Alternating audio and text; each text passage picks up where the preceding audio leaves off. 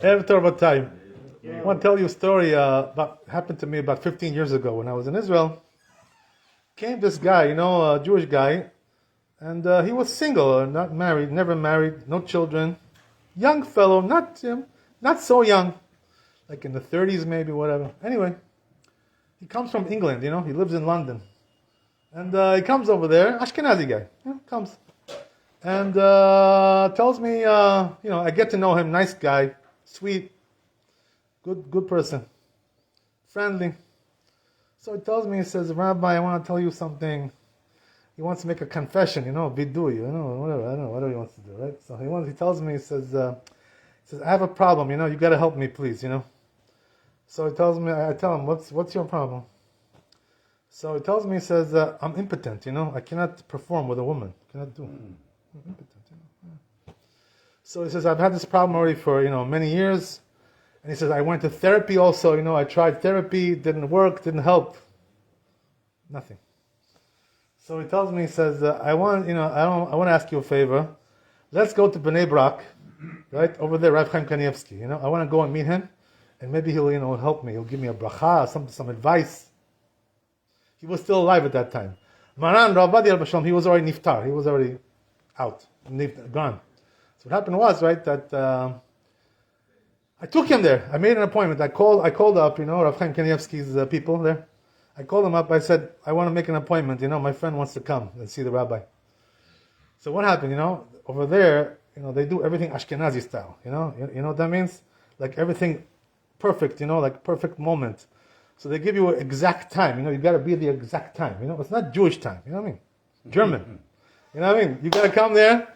So he tells me. He says, come there. Like 12:30 at night, late, something like this, So this guy, he rents a car, and we drive over to Bnei Brak, and we got there on time, Baruch Hashem, and exactly when the time came, 12:30, he called us in, like a train, coming, in Switzerland, like that. He called us in. Okay, come in. Right, so we go in there, and we told him the situation. The truth is, he told us some interesting things, but really didn't help, with his problem. He didn't give us anything that could help him. So, we came back. It was nice to meet him, by the way. He was a nice man, beautiful person. Wonderful rabbi. But didn't really solve the problem, So, this rabbi comes from a good family. You can see, his midot, his character. Good person, good family. Anyway, we came back, and okay, so I'm still talking to this guy, he's coming and talking with me and this and that. So he tells me, he says, Rabbi, I forgot to tell you one thing. He says, I also have another problem. He tells me, he says, I'm watching pornography, porn, Right? So I told him, I said, don't you know, this is very bad, very dangerous, this thing. You shouldn't be doing this, So he tells me, he says, what can I do, Rabbi? Okay, it's fine. So what happened was, right, a few days later, he came to my yeshiva, the kollel over there. And there's one big chacham there. There was a lot of big chachamim there in the kollel, big people over there. Lions, arayot. Big people in there. One of them was Rosh Kollel, his name was Rav Bakshi. The name Bakshi, right? It's a Persian name. Persian rabbi. Yeah, Bakshi. Persian, Bakshi. So he's a big chacham and also a beautiful person. So, I spoke to him about this problem with this guy. So, what he tells me? He says, I know what the problem is. He says, you told me he's watching porn, right? So that's the reason why he's impotent. This is the reason why. So I told him, I said, how do you know that? Where did you get this from, to link this with this? So, he opens up a Gemara, right? Masechet Sanhedrin. So you know what it says over there in the Gemara? It says that whoever watches erva, what's erva, right? Dirty, filthy stuff, dirty movies, dirty stuff, or dirty live dirty, He says his kashtonin eret. You know what this means, right? That means that Rashi explains he loses his ability to perform. That's exactly what it says over there in the Gemara. So he says, you see? Tells me, this is the reason why. So, I told him, whatever he told me, I told this guy. I told him, I said, this is what the rabbi said. Maybe you should listen to him, stop watching these movies. Very dangerous for you. The truth is, that, what do you call it? Even the goyim are now, waking up and realizing that this is very, very dangerous, Even the goyim. They're starting to realize, that this is destroying the neshama of a person, to watch these movies. I mean, it's a very, very dangerous thing. There's also another reason why it's asur, to watch these movies. Because it says in the Shulchan Aruch, Ibn Ezer, it says over there that if a person is not allowed to bring himself to get excited and have zera levatala, bring himself to kishui, zera levatala. So this brings a person to zera levatala. This is what happens when a person watches this stuff. You understand? So this is a very dangerous thing. It says in Shulchan Aruch, the biggest sin in the Torah, which one is it? Zera levatala. Wasted seed. This is the biggest sin in the Torah. So this is what it brings you to. Destruction. This pornography. Very dangerous stuff. I'll tell you something also, I saw in the Zohar Kadosh something really amazing. It says over there that when a person, the problem is like this also. When a person watches these movies, he has sinful thoughts, He's thinking about doing it himself. Even if he never does it, let's say, so he may do that too. He may do that too in the end. But he probably will. But even if he doesn't do it, let's say he's very strong, chazak, he's chazak. He doesn't do nothing. He just watches it. Right? Doesn't do. So it says right in the Zohar Kadosh, what happens is that when a person starts to have dirty thoughts, bad thoughts, when you watch these things, this is what happens. It brings bad thoughts into your head. So it says in the Zohar Kadosh, what happens is that because he's thinking about sins all the time, that this causes him, to lose his neshama. What happens is, right, little by little, his neshama is leaving his body and comes in another neshama from the sitra achra, from the evil side, from the satan. This is what happens. Little by little, these bad thoughts, the sinful thoughts, this is what they do. They remove the neshama from a person, the neshama kedosha, and they bring in the satan in his place. And this is exactly what it says in the Gemara also, and not only the Zohar. It says in the Zohar that bad thoughts, sinful thoughts are even worse than the sin itself. You understand? So, you think, how can it be, the thought is worse than the sin? How can it be something like this? So the Zohar explains to you, this is the reason why. Because when you're thinking about these things, you're losing your neshama. Little by little, you're losing your neshama. This is what happens. This is what happens to you. You become somebody else. These people today, right? They're, lo aleinu, they're switching their gender, Man becomes a woman, lo aleinu. Right? You know what's going on today. This is very, very common, very widespread. Why do I tell you this?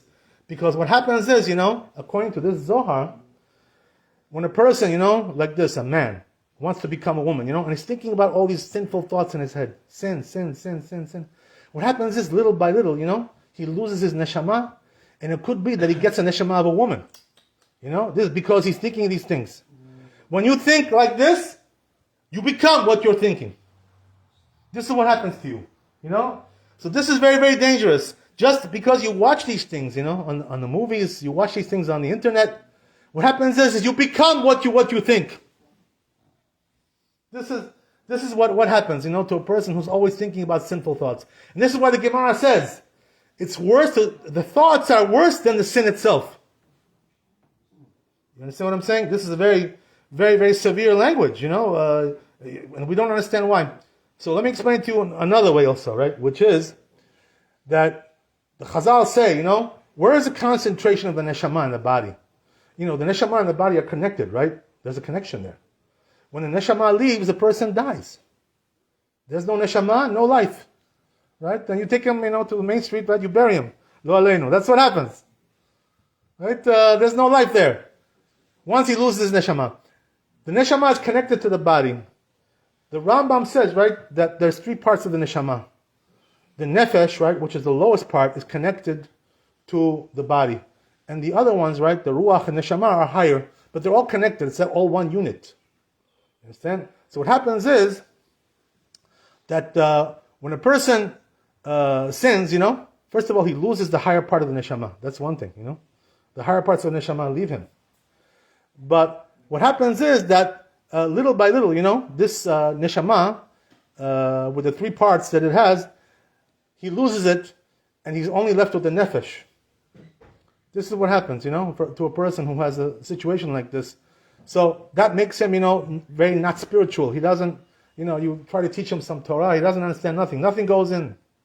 Nothing goes in there.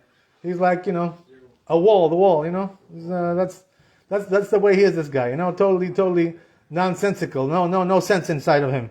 So this is what happens, little by little, a person who, watches these things, and has bad thoughts, it brings them to a very, very dangerous situation, And this is why some people today, they're coming and telling you.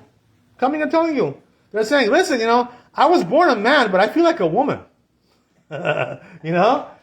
So, why he's telling you that? Because he does feel like a woman, because he lost his man neshama.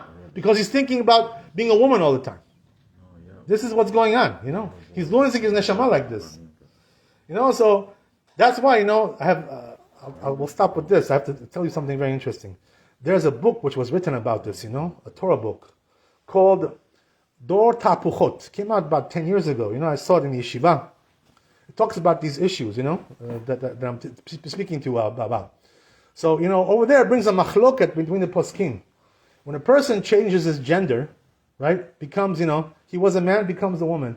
Does that mean now, according to halakha, he's a woman? That's the question, right? Does he become a woman? Or is he still considered to be a man? Halakha.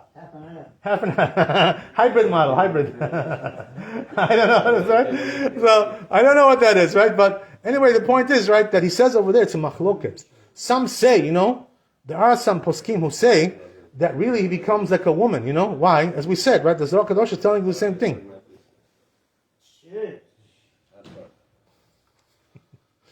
So, the Zohar Kadosh is telling you the same thing. That little by little, right, he's becoming a woman. This is what's happening to him. So, there are some poskim who say he's like a woman. But the truth is, halakha is not like that. Halakha is that he's still a man. So, no matter what he does, according to the halakha, he's still a man. Whether he cuts this or he cuts that, right, or whatever he does, surgery, this, that, right, doesn't matter what he does. He's still a man. This is the way it is. So whatever he's doing, now in his life is all sins. He's sinning. His whole life is a sin. So what brings a person? What causes all these problems? You should know. One of the biggest problems is pornography. Watching these movies, very, very dangerous. It can really destroy a person's neshama. So a person has to be careful. What about doing? I'm not only watching. What about watching? It brings you to do it also. When you watch it, it brings you to do it also. Next step, is you go, and you find somebody, right? Right? You know what it is. So the Gemara says the thoughts are even worse than the deed itself. So I'll finish with this. I'll tell you something interesting. I wanted to tell you this before we stop. That as we said, right, a person has 3 levels of the neshama. The body is connected to the body. Now, but there are places in the body where the neshama is more concentrated. Where are those places? 2 places in the body where the neshama is more strong, concentrated there. You know where they are? Mind. Exactly where we put the tefillin, right?